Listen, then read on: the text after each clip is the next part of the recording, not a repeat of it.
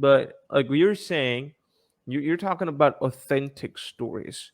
The issue that what I'm trying to understand here, like how do I make a story authentic though? Because again, there are abundance of stories over here. This little thing, Yep. this real estate between 2 years is Yep. so complicated that you have memories, they intertwine. Sometimes when you grow older, it it becomes it doesn't become that vivid, right?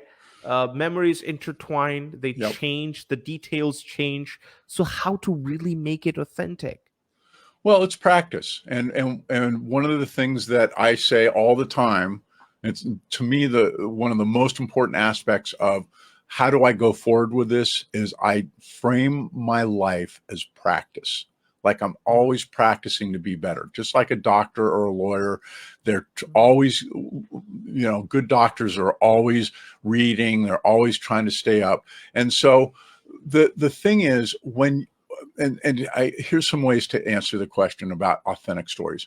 Authentic stories live in appreciation and not in gratitude, because we'll talk about that maybe later, but I'm not a big fan of gratitude because it doesn't allow me to deal with the negativities. I can appreciate that my dad was narcissistic and was very self-centered. I didn't like it, but I appreciate where it came from. I appreciate that his dad was his own variety of narcissistic. So what I'm doing is I'm putting form around what typically was a very negative story and creating a way to look at it in a way that I feel appreciation across the board, not condoning, never condone my dad's behavior, a lot of my dad's behavior, but I can appreciate how he got there and why he got there. And that appreciation is what allows me, this is how we move from judgment to so a little bit like stoic approach, like you do not have a strong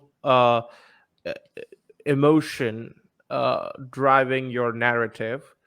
You need to have a little bit of stoicism in your mind, that you do not you remain neutral, and that helps your authenticity. I get you. That's basically right. I mean, what happens is when you're below that line, you are more stoic. You still have a range of emotion available to you, but when you're above that line, the strength of emotion is much stronger. As a matter of fact, let me just show you what I mean. So what happens is, if you think about it, come on, go. Lesser little me, authentic in me. Okay. So you when you start to acknowledging these things, you go from lesser me or little me to authenticate me. All right. Authentic. And then there's another level that I call enlightened me, and we'll talk about that in a second. But one of the things I just want to touch on is that's what we want. We're gonna, by the end of this broadcast, I'm gonna turn into Lil Buddha. That's what's up. Yeah. You're not gonna like what that means, but that's okay. It's all good. But one of the things that you did is you cracked up when I said little me, or when you read little me. Like, people get it. They're like, oh my God, I'm in little me mode. My son would say to me, Dad, are you in little me mode? I'm like, yes. I'm not ready to leave there, Mac, but yes, I'm in little me mode. And so understanding that if I'm above that line, I'm in little me mode, kind of the characteristics tend to be, I'm fearful. It's fear-based, number one. I'm in problem orientation mode. I'm kind of looking for the worst of everything, or I'm looking for the best of everything, and that's not serving me either. I have a sense of being powerless or being a victim are very common. That's where those types of feelings live. It's all above the line in little me land. And so when you think about it, like going back to Eckhart Tolle and him saying, we're so good at driving ourselves insane, this is where we drive ourselves insane, right? All right. And so